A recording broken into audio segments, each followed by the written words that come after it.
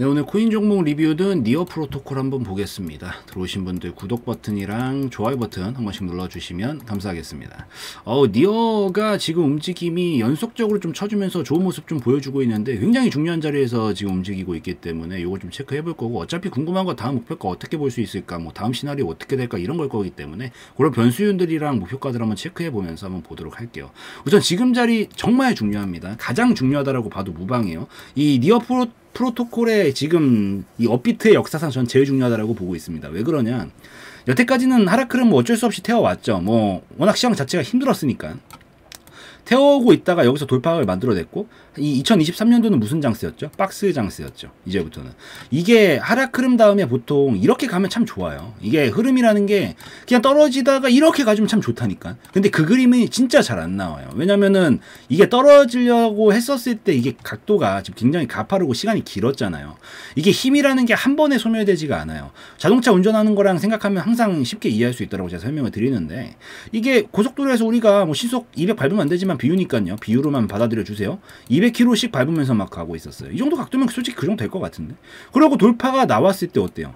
브레이크를 밟았다라는 거지. 돌파를 했다라는 건 브레이크를 밟기 시작했다라는 거예요. 이제 멈추고 싶다라는 거지. 근데 여기서 브레이크를 밟았을 때 그 자리에서 바로 멈춰지는 게 아니잖아요. 이게 우리 자동차가 밀리지. 솔직히 200km에서 브레이크 밟으면 어떻게 돼? 차 전복되죠. 띵글띵글 구르지. 나도 같이 구르는 거죠. 그러니까 이게 힘이 남아 있다고요. 그래서 이 그림이 잘 안 나오기 때문에 올라가려고 해도 자꾸 이 힘에 잔존되어 있는 이런 영향들을 받기 때문에, 그래서 더 올라가지 못하고 뭘로 넘긴다?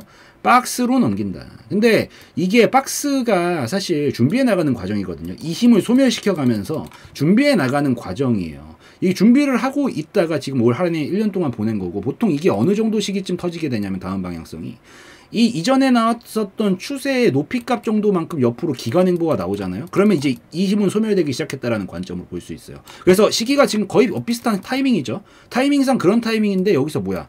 시작점은 어디냐면 돌파가 나오는 순간부터가 시작점이 돼버려요. 그래서 여기서 결국에는 돌파각을 시익하고 만들어주면서 지금 넘어가고 있는 시점이기 때문에, 그래서 제가 봤었을 땐 이제부터 이 시세의 영역으로 좀 가려는 그런 모습이지 않은가라고 좀 판단을 하면서 보고 있습니다. 그래서 지금 이 자리는 준비는 거의 다 끝났고 시기적으로 됐다라고 보이는데, 이 자리 돌파해주면서 어제부터 추가적으로 힘을 붙이고 있기 때문에 여기가 이제부터는 추가적으로 이미 넘어왔다라고 보고 있고, 시세적으로 좀 갈 수 있는 가능성이 굉장히 높아지는 지점이다라고 좀 보시면 될 것 같아요. 우선 목표 라인을 먼저 잡으면요. 목표 라인은 간단합니다. 우선 파동이라는 게 이 정도 힘을 모아놨잖아요. 왔다리 갔다리 하면서 모으면은 위든 아래든 돌파라는 순간, 그 순간 이마만큼은 움직이려고 그래요. 보통 그래요. 확률적으로. 그래서 여기도 마찬가지로 여기 밑으로 터진 형상이었죠. 이마만큼 힘이 터지게 되니까 얼마만큼 움직여? 이마만큼 움직이는 거지. 그러니까 계속 이게 넘기는 싸움이에요. 파동이라는 것 자체가. 또 이마만큼 넘겨줘야지. 또 여기서 왔다리 갔다리 하면서 이마만큼 만들어주니까 얼마만큼 또 움직여요. 또 이마만큼 파동을 넘기는 거예요. 계속 파동을 넘기는 거라고. 근데 지금은 어때요? 이 니어 프로토콜이 이마만큼 파동을 굉장히 긴 시간 동안 모아놓고 이 파동을 넘기는 과정 중에 있잖아요. 그래서 다음 목표가 라인은 제가 봤었을 땐 이 정도만큼은 넘어갈 거다라고 보고 있고, 그 다음 자리는 한 이마만큼 넘어간다는 관점으로 봤었을 때 한 대략 한 7, 8천 원 정도 영역까지가 다음 영역이 되지 않을까. 지금부터 본다라고 해도 한 2배 정도 파동은 나올 수 있지 않을까라는 가능성으로 좀 보고 있습니다. 그래서 다음 목표가를 보고 계신다라고 하면은 전 7, 8천 원까지 그냥 홀딩하면서 보는 관점, 중간에 리스크 관리 한번 해주고 이런 관점으로 봐도 충분히 괜찮지 않을까라고 보여서, 어차피 지금은 가는 말에 올라탔다라고 보이거든요. 그래서 이 가는 말 시세 그대로 움직였었을 때 한 7, 8천 원 정도 라인까지 좀 잡고 볼 수 있겠다라고 보시면 되고, 그 다음에 좀 더 확대를 해드리고요. 이게 딱 이 시기쯤 되면은 보통 고점 신호가 같이 나와요. 그러니까 아마 여기 올라가는 와중에 지금 보면은 거래량이 좀 굴락을 만들어주고 있거든요. 한 요 정도 수치만 계속 나오고 있잖아. 이러다가 폭발적으로 이걸 잡아먹고 큰 거래량이 보통 하나가 나와요. 그게 이제 힘을 있는 힘 없는 힘을 쥐어 짜내면서 피날레를 하는 신호거든요. 그게 이게 거래량이라는 게 어쨌든 기본적으로 부동산으로 이해를 하면 좀 쉬워요. 좀 더. 왜냐면은 뭐 코인이 됐든 주식이 됐든 뭐 투자 상품들은, 금융 상품들은 사실 우리가 일반 개인이 어차피 운용할 수 있는 정도의 돈의 금액이 한계가 있기 때문에 사실 호가가 못 받아주고 이런 게 그렇게 많지 않습니다. 생각보다. 그래서 우리가 사고 파는 게 워낙 자유로워서 그렇게 생각할지는 모르겠지만 부동산은 쉽지 않죠. 왜?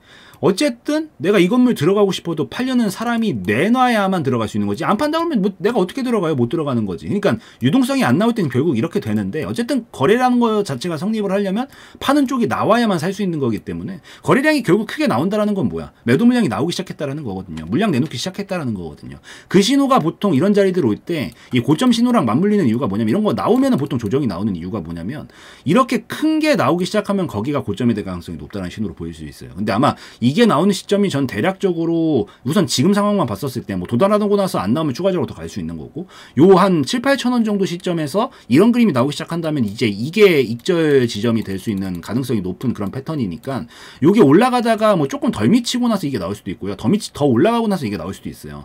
요 근처에서 요게 나오는 신호가 나올 때 익절 타이밍 좀 잡으시면 도움이 되지 않을까라고 생각을 하니까 요거랑 라인 같이 좀 체크하시면서 보시면 좋을 것 같아요. 그래서 그거 좀 기억을 하시고 요거 뭐 무조건적이라는 건 항상 없으니까 이러다가 갑자기 시장에서 막 갑자기 하락 나오고 이러면서 뭐 비트코인 형님이 가장 큰 형님인데 코인 시장에서 아 야 지금 아니다 그냥 우리 발 빼자 안 돼 라고 해서 자기가 그냥 폭락해버리면 어떻게 돼? 뭐 밑에 동생들은 딸려갈 수밖에 없어요. 그러니까 이런 변수들이 발생하게 되면은 지금 기존에 보고 있었던 그림과 다르게 흐름이 뭉개질 수도 있겠지. 근데 항상 똑똑한 사람들은 빠져나갈 구멍도 생각을 해놔야 되니까 여러분들도 이걸 좀 생각해 놨으면 좋겠는 게 뭐냐면 우선 기본적으로 여기 위에 있을 땐 그냥 괜찮아요.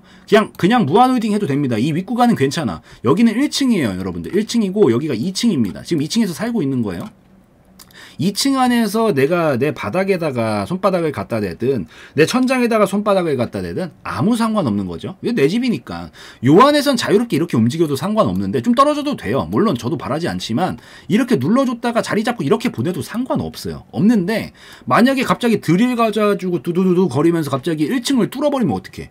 주거침입으로 이제 경찰서 가야 되는 거죠. 어쩔 수 없는 거지. 그러니까 그 경찰서 가는 라인이 여기 밑으로 다시 1층으로 내려오면 안 돼요. 여기로. 이것만 기억을 하세요. 그러니까 지금 라인부터는 계속해서 홀딩이 가능한 영역인데 여기 뭐 조금 떨어지는 거 개의치 않아도 된다. 상관 안 해도 된다. 상관없어. 내 집이니까 2층은. 근데 갑자기 드릴 뚫고 1층으로 내려가려고 하면서 지금 어차피 잡아줬었던 라인이 여기에 있거든요.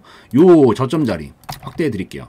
요 저점 자리 한 2,700원 정도 돼요. 2,750원 정도. 요 라인 밑으로 갑자기 막 드릴 뚫고 내려가면 이건 뭐야? 틀린 파동이 되는 거죠. 그때서부터는 이제 저기 주거 침입이기 때문에 경찰서 들린 다음에 저기 이제 빵이 들어가야 됩니다. 그러니까 여기 밑은 절대 보면 안 된다. 그러니까 빠져나갈 구멍은 생각해 놓고 그 위에서 보시라는 차원이에요. 그래서 요 자리는 절대 안 뚫리는 선에서 봐야 되고 돌파가 지금 나오고 있는 시점이기 때문에 추가로 힘 붙이면서 가면은 한 7, 8천 원 정도까지 영역 가능성은 충분히 열려 있다. 그리고 이 정도 아마 거래량이 큰 게 하나가 또 나오려고 할 건데 그 시점이 보통 고점 시점이기 때문에 그 타이밍 익절 타이밍 끊으시면 되고 정 올라가다가 뭔가 움직임이 좀 이상하고 내가 여기까지 올라왔는데 이건 사람 그릇이거든요.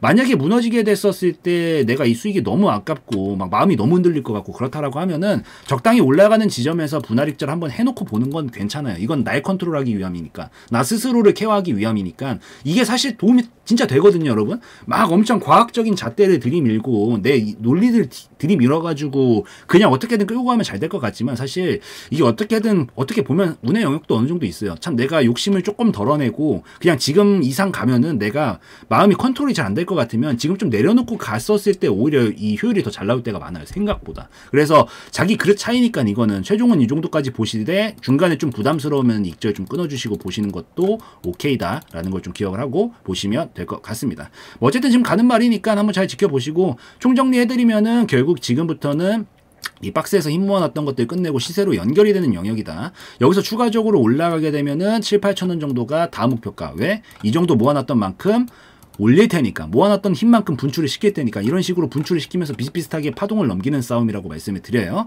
그래서 다음 목표가 7, 8천 원 잡고 보면 되고 요 근처에 왔었을 때 분명히 큰 거래량이 하나가 나올 겁니다. 그게 나오는 시점을 익절 시점으로 잡으시면 된다. 그리고 지금 뚫리면 안 되는 자리는 어디?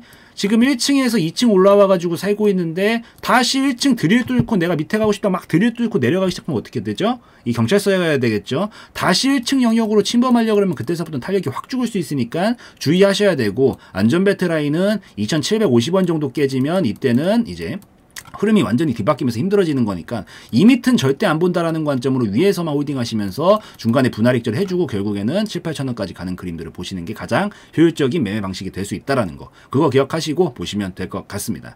그래서 이 정도면 충분하기 때문에 요까지 해가지고 좀 말씀드리는 걸로 하고요. 오늘 영상에서의 내용은 저희 개인적인 견해였으므로 참고용으로만 보시라고 말씀드리고 마무리 짓도록 하겠습니다.